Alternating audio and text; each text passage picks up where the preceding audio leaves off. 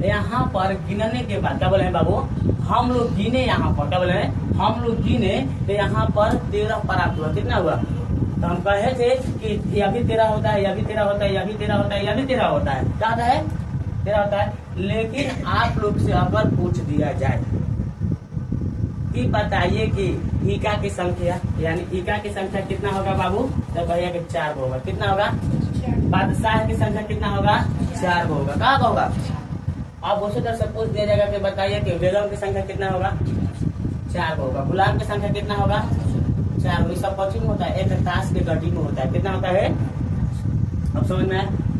अब देखो बाबू, यहाँ पर आप लोग को बोले हैं कि एकरा में आप लोग के लिखा रहेगा, एगो एका रहेगा लालपन का, आप लोग लालपन के बक्सा, लालपन के गुलाम, लालपन के आप लोग के क्या रहेगा, बीवी रहेगी, बेगम जिसको कहते हैं, लालपन के दहला रहेगा, लालपन के नहला रहेगा, फिर आठा रहेगा, फिर सत्ता रहेगा, जो भी रहेगा। उसके बाद कहिएगा छाका, फिर पांजा, फिर क्या बोलिएगा, अच्छी ना बोलता है, बोल जाती है हमें, पांजा होगा। और पांजा के बाद आप लोग क्या होगा बाबू, चौथा का क्या बोलते हैं, क्या बोलता है रे, चरवा क्या बोलता है, चौथा जो भी बोलता है, ठीक है, हमको नहीं याद पड़ रहा है, ठीक है। फिर तीगी, हाँ तीगी बोलता है, तीसरा काटे, ठीक है।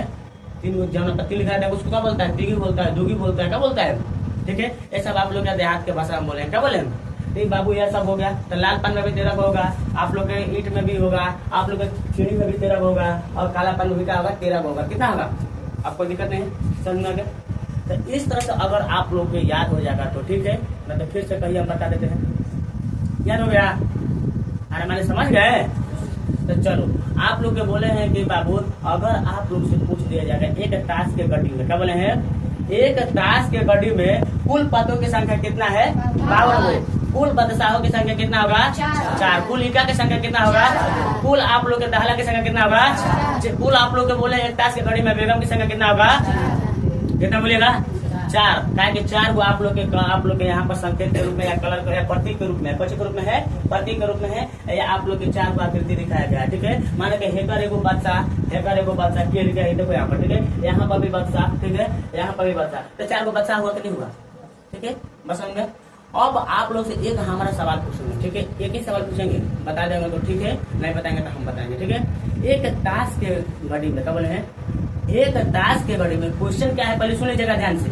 आप लोग से क्वेश्चन है, प्रश्न है कि बाबू बोले हैं कि एक ताश के घड़ी में फेस कार्डों की संख्या या फेस पदों की संख्या, बोले हैं कि एक ताश के घड़ी में फेस कार्डों की संख्या या फेस पदों की संख्या कितना है, बोलिए कितना है। फेस मतलब होता है चित्र वाला, आकृति वाला, 4 गो है। अभी बताइए ना कि कौन कौन फेस होला, आप लोग को बोलिएगा बाबू, एक आप तो कौन फेस रहेला ना, अरे आदमी मेहरानू कौन चीज के चित्र बनाओ रहेला, आकृति उकृति रहता है ना, अरे कौन चीज के चेहरा रहता है ना, ओकर मतलब बादशाह पर रहता है, बादशाह पर रहता है। तो बादशाह पर आप लोग के लिख देते, आप लोग का बादशाह है, यानी के पर 4 हो गया, ठीक है।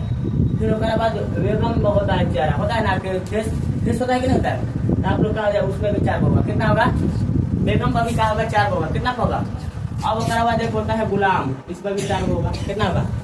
एक बाद एक फेस रहता है, एक अलावा और कौन फेस देते हैं, नहला नहला आप लोग बना, ये आप लोग बताइए कुल कितना काट हो गया, 4 4 गुना 4 4 3 आए 12। तो कब हुआ 12 को, तो कौन तो बोल रहा है 4 को, मार के ना तू करके देंगे हाथों में, ठीक है।